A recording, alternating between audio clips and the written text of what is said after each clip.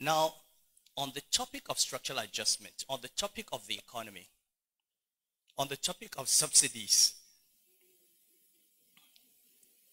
it's extremely interesting as an economist listening to lawyers and engineers discuss the economy. Extremely, beautiful analysis. To be honest, I can stand here today and I can give a few points that are contrary, a few points that explain perhaps what we're going through and how it was totally predictable, most of it, and maybe avoidable. But I'm not going to do that. I've chosen not to speak about the economy and the reforms or to even explain anything because if I explain, it would help this government, and I don't want to help the government. I don't want to help this government. They're my friends. If they don't behave like friends, I don't behave like a friend. So I watch them being stewed, and they don't even have people with credibility who can come and explain what they're doing. But I'm not going to help. I started out helping, but I'm not going to help. I'm not going to discuss it. Let them come and explain to Nigerians why the policies that are being pursued are being pursued. And meanwhile, I'm watching a very nice movie with popcorn in my hands. I'm watching them stew. But I will say one thing. What we are going through today is at least in part, not totally, at least in part, a necessary consequence of decades of irresponsible economic management.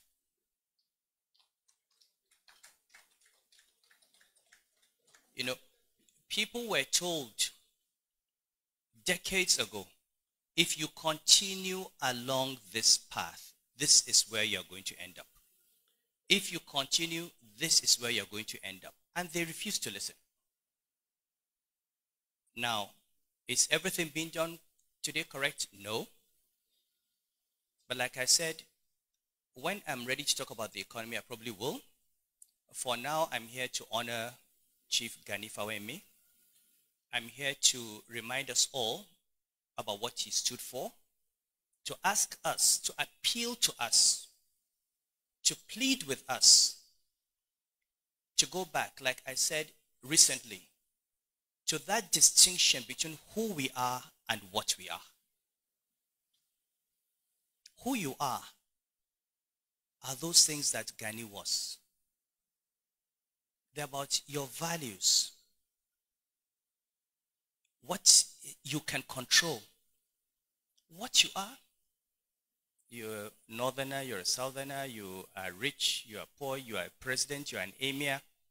It's what you are. You have two lawyers. One is an honest lawyer with integrity, the other is a thief. Whether that is who he is. You have two governors or two senators or two emirs. At the end of the day, if you're a thief, you're a thief. Whether you're Yoruba or Igbo or Hausa or Muslim or Christian or a lawyer, a thief is a thief. That is who you are. If you're an honest person, if you have integrity, if you have courage, if you have self-discipline, it doesn't matter whether you have money or don't have money, whether you have a position or don't have a position, that is who you are. Can we please go back as a country to asking ourselves that question, who am I truly? You look at your own life. You've gone through many stages of what. I was a student. I was a banker. I was governor of central bank. I was an emir. I was a dethroned emir. I'm an emir. That is all what I am. That's all what I am. But I take pride that all the friends who knew me 50 years ago will say I am the same person that they knew 50 years ago. And that is who I am. You may not like it, but that's who I am. Can we please begin to ask ourselves and stop taking pride in these ephemeral, fake things that we have. People get into power, they clothe themselves in power given to them by the Constitution and the law, and they think it belongs to them. People struggle to get into office, and they have no idea what to do with it. You go to office and you make money.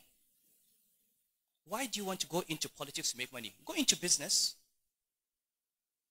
Look at Aliko Dangote. He's not a governor. He has money. Go and be an Aliko Dangote. Why do you want to be a governor or a minister to make money? If you want money, go and be a businessman. You go into government to serve the people. If you do not want to serve the people, don't go into government. Simple. But the way we've degraded public office and the way civil society, if we go back to Antonio Gramsci, the way civil society has allowed itself to be incorporated into the processes and programs of political society is what has destroyed this nation. Who is there to hold political society to account? Where is the Nigeria Bar Association? Where is the Nigeria Labour Congress? NLC, where are the Hassan Sumonus of today?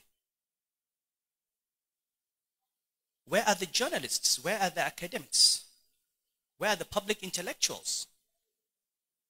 Everybody has gone into political society. Everybody, if you're not in there, you're looking for a contract, or you're looking for an appointment, or you're looking for some favor, and therefore you cannot face political society and hold political society to account. And this is exactly what Antonio Gramsci talked about when he analyzed the hegemonic state.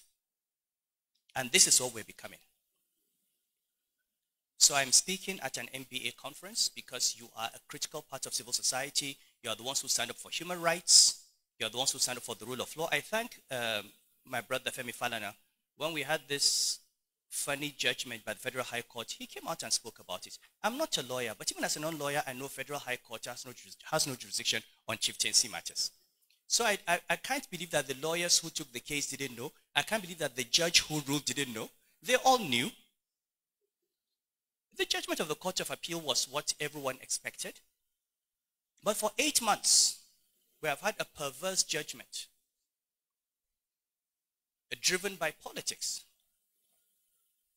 And these are the kinds of things that we need to stand up to, or to stand up against. Finally, I would like us to please pray for our country, because we do need a prayer. I think there's just so much happening now, but the only good thing for me as an economist is I know that no matter how long a crisis is, with the right policies you come out of it. This darkness is not going to be here forever. Let us remain hopeful. Okay? Let us all work in our own way to contribute. Advice, criticism, bring in investors, and also let us see the good in our country, because there is a lot of good that's happening as well. Maybe not where we're looking, but let us continue to look at the good things and hope that we'll see more and more of that. I'd like to thank you once more for giving me the honor. It's a great honor for me to speak on behalf of someone that I consider a personal hero. I would like to hope that after this, we are going to see more and more Gani Fawehinmis in the legal profession. Thank you.